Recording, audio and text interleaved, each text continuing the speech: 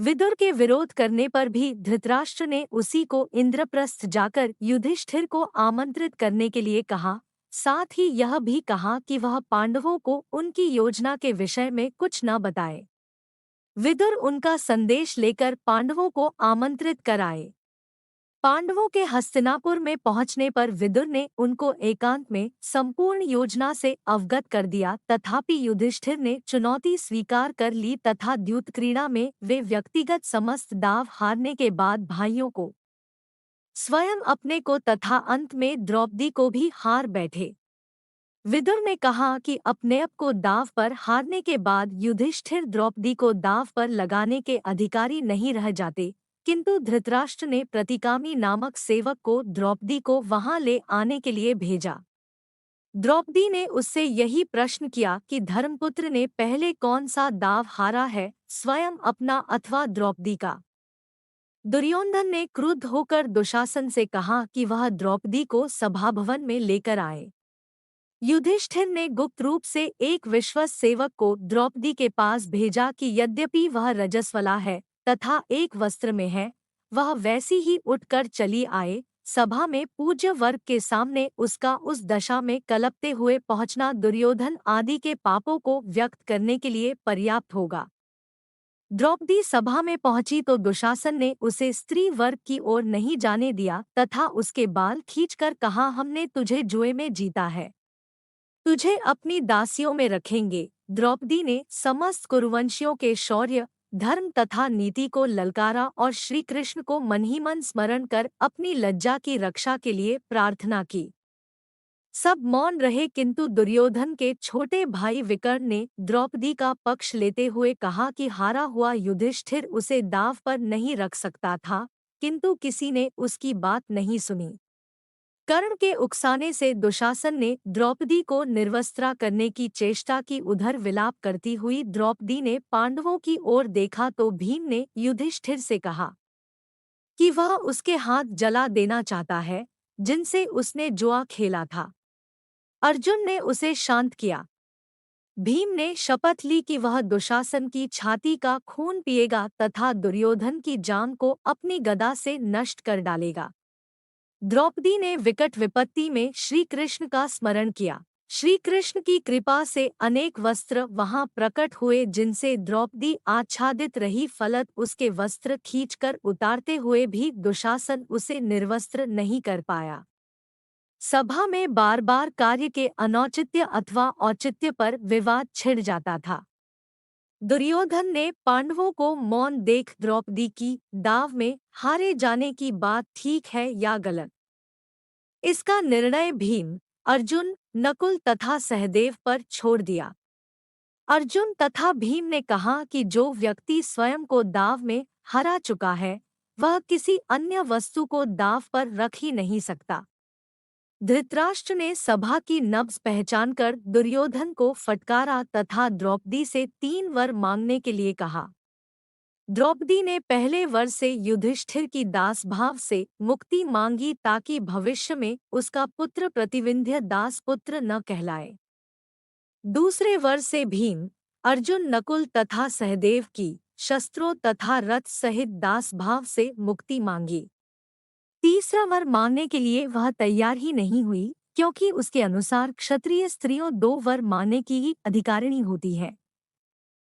धृतराष्ट्र ने उनसे संपूर्ण विगत को भूलकर अपना स्नेह बनाए रखने के लिए कहा।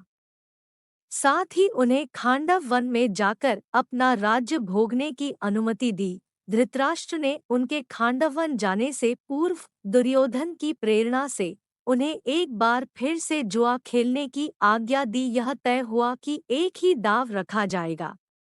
पांडव अथवा धृतराष्ट्र पुत्रों में से जो भी हार जाएंगे, वे मृगचर्म धारण कर 12 वर्ष वनवास करेंगे और 1 वर्ष अज्ञातवास में रहेंगे।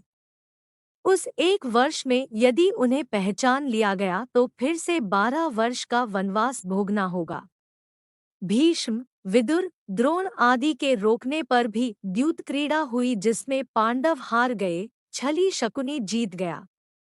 वनगमन से पूर्व पांडवों ने शपथ ली कि वे समस्त शत्रुओं का नाश करके ही चैन की सांस लेंगे। श्रीधौम्य पुरोहित के नेतृत्व में पांडवों ने द्रौपदी को साथ ले वन के लिए प्रस्थान किया। श्रीधौम्य साम मंत्रों का गान करते हुए आगे की ओर बढ़े। वे कहकर गए थे कि युद्ध में कौरवों के मारे जाने पर उनके पुरोहित भी इसी प्रकार साम गान करेंगे। युधिष्ठिर ने अपना मुंह ढका हुआ था। भीम अपने बाहु की ओर देख रहा था। अर्जुन रेत बिखेरता जा रहा था। सहदेव ने मुंह पर मिट्टी मली हुई थी। नकुल ने बदन पर मिट्टी मल रखी थी। द्रौपदी ने बाल खोले हुए थे। उन्हीं से मुंह ढककर विलाप कर रही थी। जिस अन्याय से उसकी वह दशा हुई थी, 14 वर्ष बाद उसके परिणाम स्वरूप शत्रुनारियों की भी वही दशा होगी। वे अपने सगे संबंधियों को तिलांजलि देंगी। वनवास के 12वें वर्ष के पूरे होने पर पांडवों ने अब अपने अज्ञातवास के लिए मत्स्य देश के राजा विराट के यहाँ रहने की योजना बनाई। उन्होंने अपना वेश बदला और मत्स्य देश की ओर निकल पड़े। मार्ग के एक भयानक वन के भीतर के एक श्मशान में उन्होंने अपने अस्त्र शस्त्रों को छुपा कर रख दिया और उनके ऊपर मनुष्यों के मृत शवों तथा हड्डियों को रख दिया, जिससे कि भय के कारण कोई वहां न आ पाए। उन्होंने अपने छद्म नाम भी रख लिए, जो थे जय, जयंत, विजय, जयतसेन और जयद्वल। किंतु ये नाम केवल मार्ग के लिए थे। मत्स्य देश में वे इन नामों को बदलकर दूसरे नाम रखने वाले थे। राजा विराट के दरबार में पहुंचकर युधिष्ठिर ने कहा, हे राजन, मैं व्याघ्रपाद गोत्र में उत्पन्न हुआ हूँ तथा मेरा नाम कंक है। मैं द्यूत विद्या में निपुण हूँ। आपके पास आपकी सेवा करने की कामना लेकर उपस्थित हुआ हूँ। विराट बोले, कंक, तुम दर्शनीय पुरुष प्रतीत होते हो। मैं तुम्हें पाकर प्रसन्न हूँ। अतएव तुम सम्मान पूर्वक यहाँ रहो।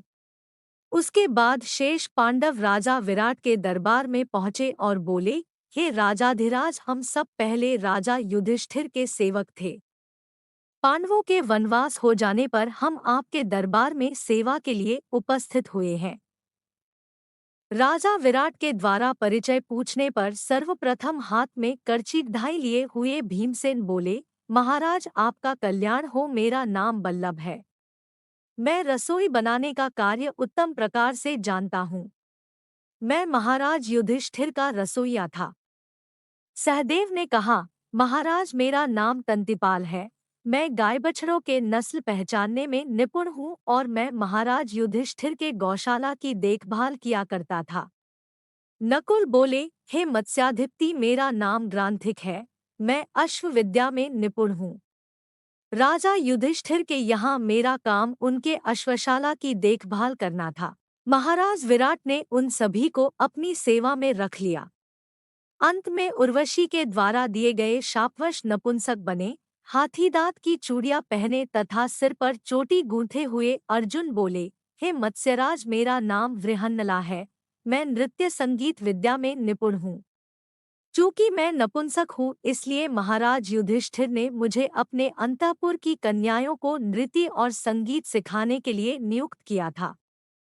वृहन्नला के नृत्य संगीत के प्रदर्शन पर मुग्ध होकर उसकी नपुंसकता की जांच करवाने के पश्चात महाराज विराट ने उसे अपनी पुत्री उत्तरा की नृत्य संगीत के शिक्षा के लिए नियुक्त कर लिया।